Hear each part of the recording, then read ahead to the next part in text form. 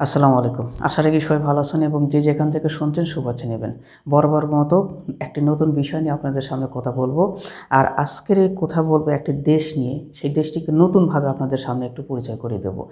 সাধারণত অন্যান্য দেশের সাথে কি পার্থক্য আমি একটু বললেই আপনারা বুঝতে পারবেন। প্রথমত বলি, যেমন আমরা বাংলাদেশী।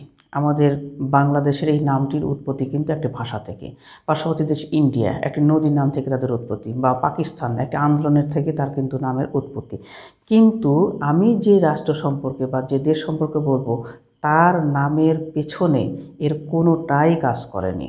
অর্থাৎ ভাষাও নয়, ভৌগোলিক কোনো অঞ্চলও নয়, কোনো আন্দোলনও নয়।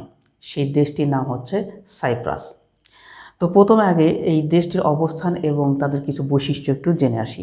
সাইপ্রাস মূলত ভূমধ্যসাগরের পূর্ব অঞ্চলে তুরস্ক, গ্রিস, সিরিয়া, প্যালেস্টাইন, মিশর এর মাঝে ছোট্ট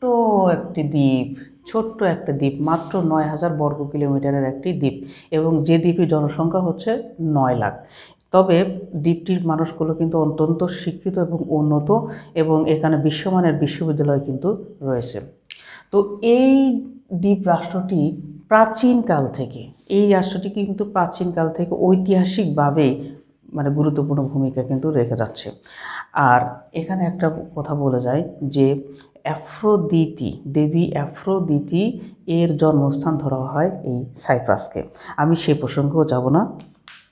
আমি যে বিষয়টা বলবো তা হচ্ছে যে খ্রিস্টপূর্ব ২৫০০ বছর আগে সভ্যতার যে ধারাবাহিক বিকাশ, এই ধারাবাহিক বিকাশে আমরা দেখেছি যে প্রস্তর যুগ, তাম্রযুগ, লৌহ যুগ। ঠিক তাম্রযুগের কথা আমি এখন আপনাদেরকে বলবো। এই তাম্রযুগ খ্রিস্টপূর্ব ২৫০০ বছর পূর্বে প্রথম তামার যে খনি আবিষ্কার হয় সেটি হচ্ছে এই সাইপ্রাসে। এখন এই তামার অস্ত্র দিয়ে কিন্তু ব্যাবিলনীয়রা, অ্যাসিরীয়রা, হিট্টাইট জাতি, এরা সবাই কিন্তু সারা পৃথিবী কিন্তু দাপিয়ে বেড়াইছে ওই তামার অস্ত্র দিয়ে। কিন্তু আমি সেদিকেও যাচ্ছি না। আমি যাচ্ছি হচ্ছে যে এই সাইপ্রাস শব্দটা আসলে ল্যাটিন শব্দ সাইপ্রিয়াম, সেখান থেকে কিউপ্রিয়াম, সেখান থেকে ইংরেজি কপার, অর্থাৎ তামা।